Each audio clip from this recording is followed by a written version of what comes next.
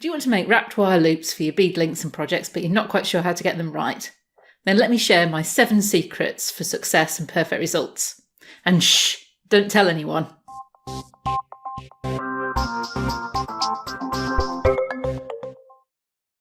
In this video, I'm focusing on the wrapped loop. I use this for links and head pins, and I tend to use it for thinner gauges of wire.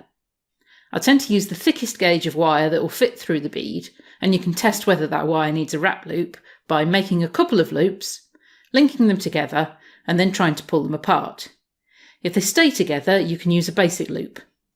If they pull apart, you'll need to use a wrap loop. I have another video on the basic loop, and I'll link that in a card here. You may also want to use a wrap loop for design purposes on thicker wire.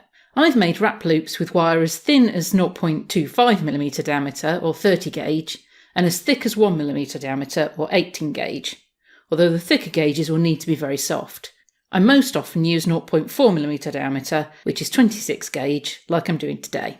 Links are a great way to use up wire trimmings, but if you're using fresh wire, keeping it on the coil will minimise the amount of wire used. And if you're doing this, thread your bead onto the wire before you start.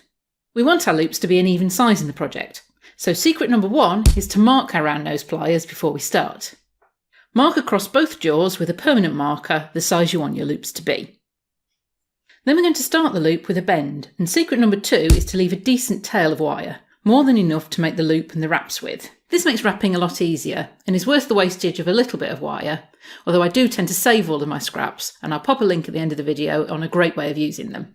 So we'll make the bend here, almost 90 degrees. Then we can put the wire just up from that bend in the round nose pliers where we marked them, and roll down to the bend.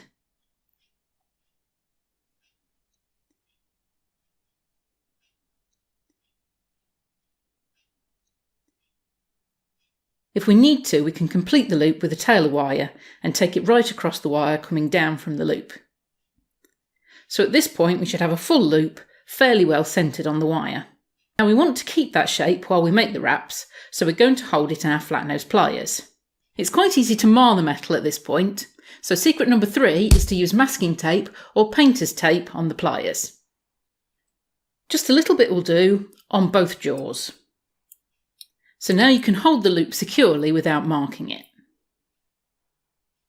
Then we want to wrap our wire tail right around the stem. It should be perpendicular to it.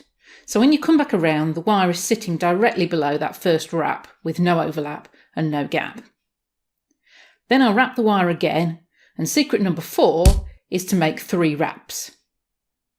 Well, okay, this is more of a guide really, but I find that 3 wraps hold quite securely. You could use just 2 wraps on the thicker gauges of wire, or use more wraps for design purposes. If in doubt, I'd go for 3. Now the first wrap loop is complete, but secret number 5 is to leave the tail on, just in case you need to make any adjustments later. We're now ready to make the second loop, so we'll push the bead up to the first loop, and then make a bend in the wire on the other side of the bead. And secret number 6 is leave a gap for the wrap. We know how long this should be because of our first loop. So we make the bend the same distance from the bead as the first bend we made. And I do tend to just eyeball this. We'll then follow the same steps as before to make the loop with the round nose pliers, hold it in our taped flat nose pliers, and make the same 3 wraps.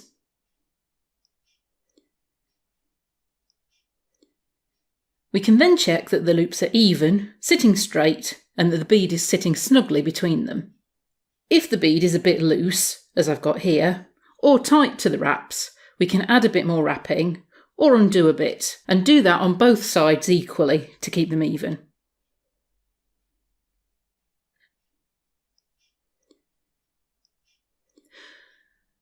We're then ready to cut off the excess wire both sides of the bend and just squidge in the ends if needed.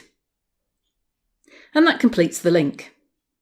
You can link these to simple loops or jump rings, but if you want to link 2 wrap loops together, you need to do this as you make the loops. I recommend shaping the loop, then hooking on the previous loop before carefully making the wraps. And this is where fine flat nose pliers are handy. Then finish the link as before,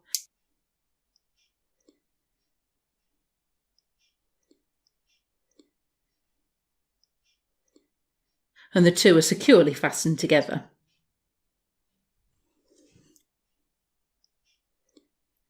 And secret number 7 is, of course, practice.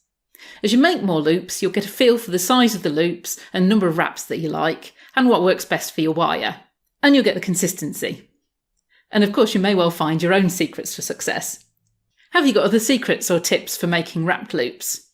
If so, please share them in the comments below and check out what other people are saying. You can check out my video here on fusing for using copper scraps. And don't forget to subscribe to my channel and head over to my website for more hints, tips and projects. Thanks for watching, and I'll see you soon.